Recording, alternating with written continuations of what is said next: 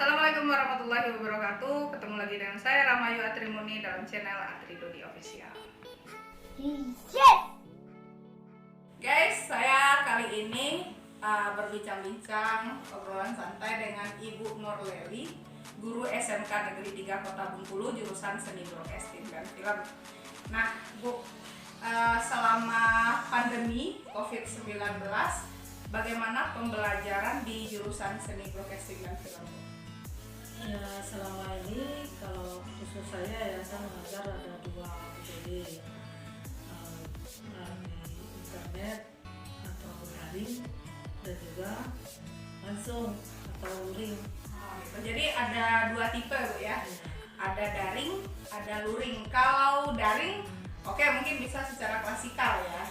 Kalau luring, sistemnya seperti apa, Bu? Mereka datang ke sekolah yang membutuhkan bimbingan berapa orang misalnya. Ini kan terkait kadang-kadang kan praktek, dia mendapat hambatan untuk menanyakan, dia harus datang ke sekolah. Itu berarti harus menemui guru yang bersangkutan ya. Itu bagi yang butuh ya, atau bagi yang diizinkan oleh siswanya. Secara administrasi, apakah sekolah membuat sistem untuk luring? Untuk luring dengan catatan harus ada izin orang tua. Oh iya, berarti ada surat izin ya dari orang tua mengizinkan anaknya untuk belajar di sekolah. Itu biasanya Ibu mengumpulkan anak berapa orang? Maksimal 10 orang.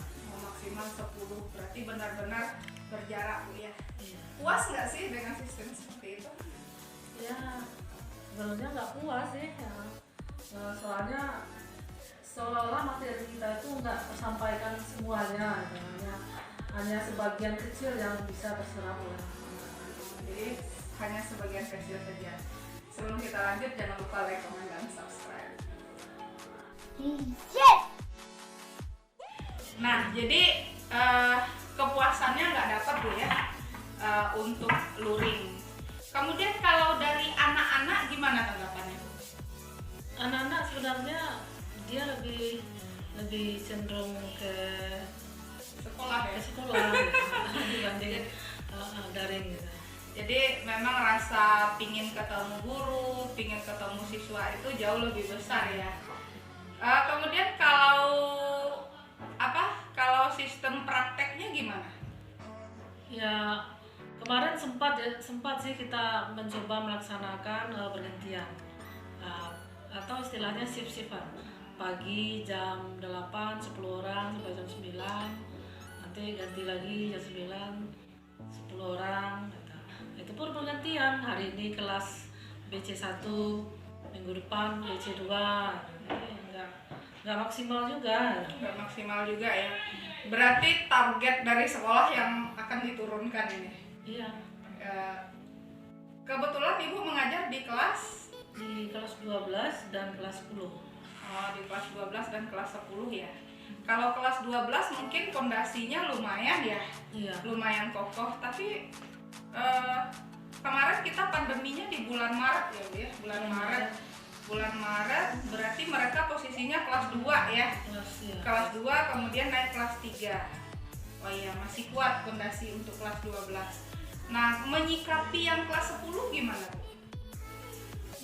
Ya itulah, kita coba belajar melalui daring, menggunakan Zoom atau Google Form. Kemudian di saat-saat tertentu kalau ada yang butuh datang gitu kan, untuk yang praktek. Kemarin sempat juga kita membagi berkelompok-kelompok untuk datang, kita bawa ke lab, hanya jumlahnya dibatasi dan tetap memakai masker, jaga jarak, itu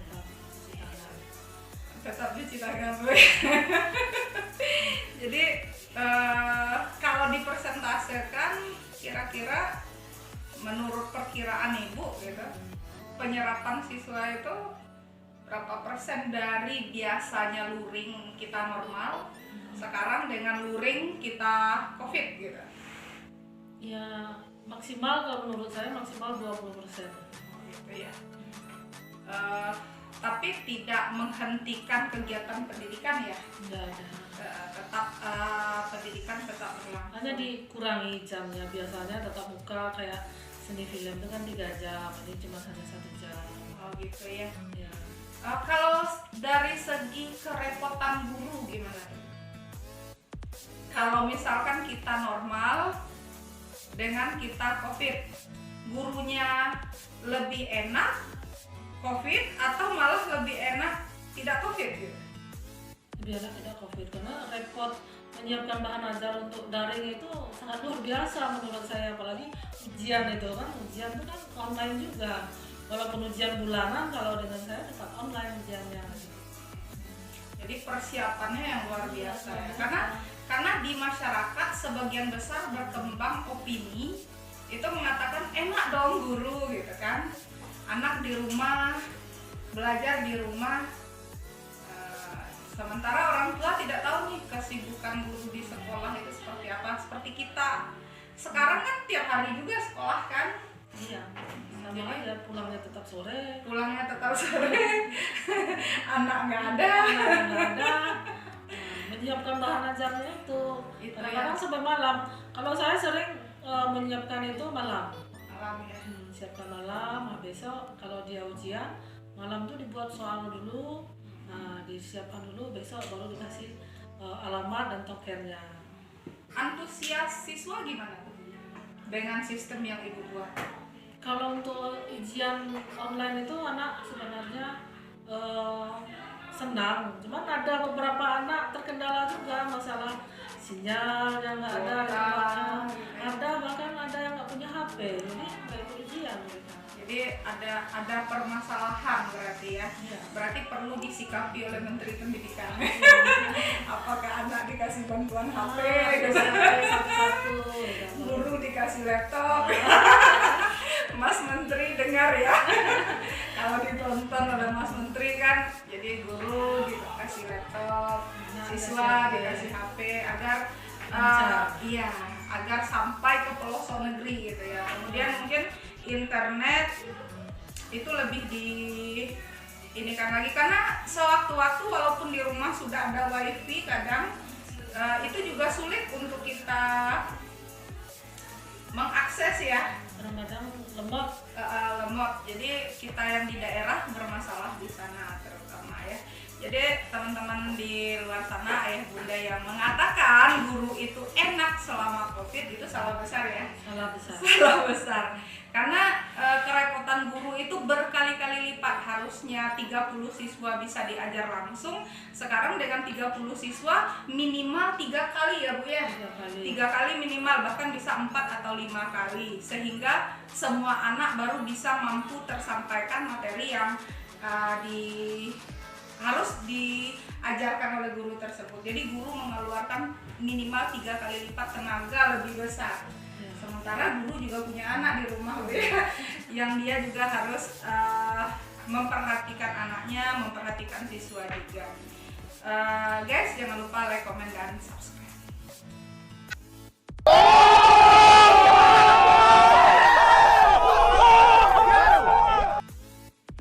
Jadi perkembangannya kalau di guru itu apa Bu selama COVID? Kalau dari segi teknologi ya lumayan besar ya perkembangannya, terutama yang guru selama ini jarang menggunakan bahan ajar menggunakan teknologi, sekarang harus ya. Dia harus belajar. Jadi nggak ada istilah gaptek ya. Nggak boleh gaptek. Jadi harus walaupun tua gitu. Walaupun bulan depan pensiun harus ya. Dia bisa menggunakan Zoom kan untuk mengajar anak daring. Google Chrome. Banyak ya. Google Chrome apa Google Map untuk jalan kan? Pakai Google Map, lagi belajar pakai Google Map, bisa nggak sih? Enggak lah ya. Tapi kita pakai Classroom atau yang kayak gitu ya. Zoom. Terus apa lagi biasanya yang ibu pakai? Ya kalau saya Zoom itu ada Google Chrome ya. Google Class Meeting kan. Google Class. Itu juga pernah dipakai. Kalau bahan-bahan ajar itu masuk ke Facebook group. Facebook group gitu ya. Jadi digunakan semua ya. Iya, tugas siswa itu masuk ke email. Karena dia sifatnya individual, nggak boleh kawan-kawannya tahu. Gitu ya. Kenapa nggak lewat WA gitu? Takut HP-nya full. Kalau WA kasihan HP-nya. Jadi memang guru harus ini. Kalau berpengaruh nggak dengan mata guru gitu? Tadinya kalau umur udah di atas 40 udah plus setengah jadi plus 1,5 gitu. Iya, karena sering melototi komputer, melototi HP kan, tugas anak-anak tadi kan dikirim lewat Facebook. Kadang-kadang kita menggunakan laptop, kadang-kadang lihat anak ini aktif atau enggak, kita lihat di HP kan, nggak mungkin buka laptop dari ya. Kayak mata saya udah mulai kabur sekarang ini. Kabur kemana Bu? Kabur ke Jakarta, kabur ke Singapura. Kabur sekarang kan. Ya, berarti mata mulai rusak ya. Iya. Ya mungkin karena pengaruh kita yang tadinya nggak lihat, mungkin karena sinar ultraviolet juga ya. Iya, karena sinar itu sudah tuh kita harus melotot dan melihatnya, kadang-kadang menahan kedipan gitu. Apalagi yang selama ini kita nggak terbiasa, Iya. kemudian membiasakan. Berarti merubah pola tingkah laku ya, semuanya dirubah, baik guru maupun siswa. Tapi yang namanya kehadiran siswa itu nggak tergantikan ya. Iya. Kita sebenarnya tetap berharap tatap muka langsung dengan siswa. Jadi walaupun dengan menggunakan aplikasi bermacam-macam, tetap aja nggak puas gitu. Puas ya. Jadi nggak bisa disentuh ya. Siswa itu maya gitu kan. Walaupun ada di depan layar, tapi kita biasanya kalau guru kan suka beri pujian kayak gitu kan, kamu bagus, pintar, itu nggak tersalurkan maksimal ya. Ya kayak ujian online, kita nggak tahu apa benar dia yang ngerjakan. Jangan-jangan orang tuanya kan, Ya, bisa atau jadi. temannya. Itu Bisa jadi 80% siswa nggak bisa dipercaya. Iya. Emang apa sih nggak boleh? Sombong amat. Nah, jadi ada rasa tidak percaya kepada siswa saat ujian online. Kenapa tuh? Karena terbukti. Kita kan sebagai guru kan harus cerdas juga dengan siasat anak-anak tadi kan. Nah, pernah kita kasih ujian, jawaban kirim lewat WA pada Japri itu. Nah, jadi dia saling kontak juga dengan teman-temannya. Jadi jawaban temannya yang dikirim lagi. Kita kan jeli lihat itu, kok persis sama itu jawabannya. Ini udah nggak benar ini. Tapi kalau yang benar kan sama memang Bu. Enggak, kita kan cari soal jawabannya nggak bisa yang sifatnya mendeskripsikan. Ada nalar di sana ya. Hots. Ada analisis. Kalau guru sekarang tuh hots. Kalau itu kan kalau seandainya soal yang Ibu berikan seperti jawaban singkat, uraian atau esai. Tapi kalau seandainya soalnya multiple choice gitu kan. Itu juga bisa dianalisis, anak ini meng-copy paste punya temannya mau enggak. Benarnya sama, salahnya sama, tapi padahal salah itu salah jawabannya itu. Kalau itu terjadi hal yang sama itu udah pasti ya, udah pasti 90%. Tapi gimana kalau seandainya Ibu menggunakan ujiannya online gitu kan? Yang bukan dengan jawaban dikirim lewat WA. Ketahuan nggak sih mereka seperti ujian langsung itu dengan metode? Kalau siswanya sempat kita mengajar tahun sebelumnya, ketahuan kita udah tahu kemampuan siswa ini, karakter anak ini. Nah, itu ketahuan. Biasanya kemampuannya sedang-sedang saja kan. Nah, setiap kita kasih pelajaran kita kan bisa melihat. Kok Tapi kan manusia bisa berubah Bu. Bisa jadi selama COVID kerjanya baca buku terus kan. Justru di COVID inilah kita bisa menganalisis kemampuan anak untuk belajar itu menurun. Oh gitu ya? Iya, jadi minat belajar itu menurun. Dia sudah terlanjur merasa happy, dianggapnya di rumah itu libur gitu. Nah, padahal bukan libur, belajar dari rumah. Belajar dari rumah gitu dari kan. rumah. Belajar dari